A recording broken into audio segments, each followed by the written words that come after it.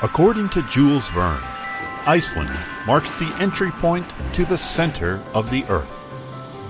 We've seen waterfalls, beautiful mountains with snow-capped. We've been on a whale watching trip, which was very interesting. Saw several types of whales. Experience the old world, firmly embedded within the new. In the capital city of Reykjavik, the urban heart of Iceland. And it was an environment that I'd never been to before. It's European, yes, but it's Arctic or Antarctic, however you want to look at it from that viewpoint. And to me, it was going to be different.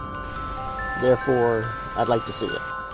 Jules Verne writes, "My overexcitement was beyond all description."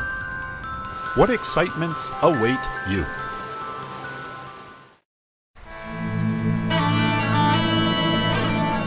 According to traditional folklore, the lava formations of Dimmuborgir are all that remains of the large, ugly, and mean Icelandic trolls that lived here.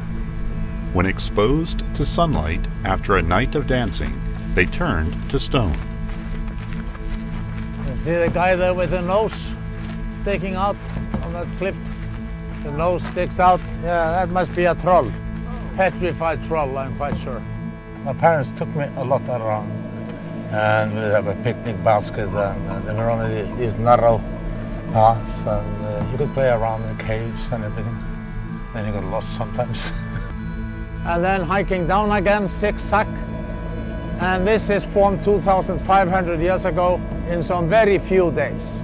Formed all the pseudocraters and all the things you have been seeing today. In the north of Iceland, not far from Krafla volcano, sits Lake Mývatn. This lake was created by a large eruption of basaltic lava 2,300 years ago. The landscape is dominated by volcanic landforms, and the surrounding wetlands are exceptionally rich with water birds, especially ducks. The sulfur pits were a bit more extensive than I had expected, and the blowholes that we saw were, what should I say, more dramatic than I expected. And the bubbling of the sulfur pools, interesting to see. Iceland sits directly on top of the Mid-Atlantic Ridge. This heat comes from the birthing edge of two tectonic plates, one heading west to North America, the other heading east to Europe. So these are the ovens. Geothermal cooking, Icelandic thunderbread, steamed rye bread or rúgbrauð.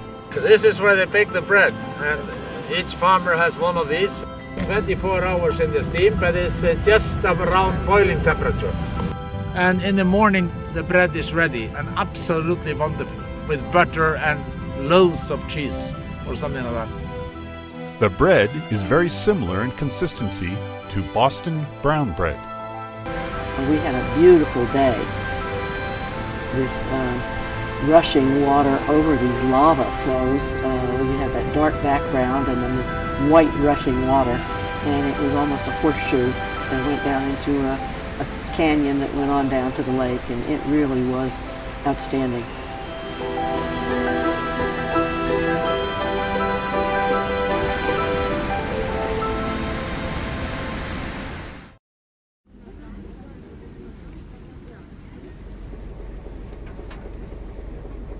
We're going whale watching, and I think we're going to be really cold.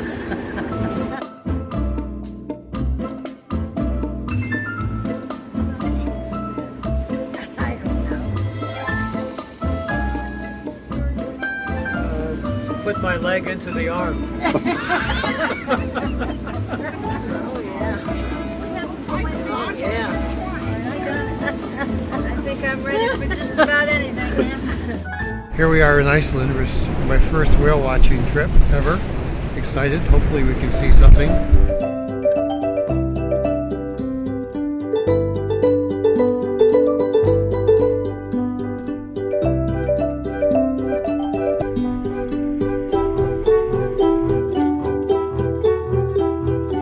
We saw the blue whale, the humpback whale, and the manky whale. The blue whale is rarely seen in this area, although it usually summers here. Halcon, the guide, said it was only the third time that he had seen the blue whale, and he's taken many, many whale watching trips, so it was unique and it was a wonderful experience for us.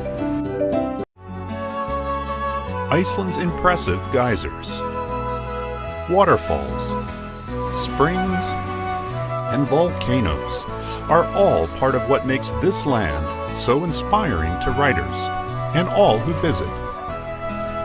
I knew a little bit about Iceland before coming, but not that much. But I feel I know a lot more about Iceland at this point.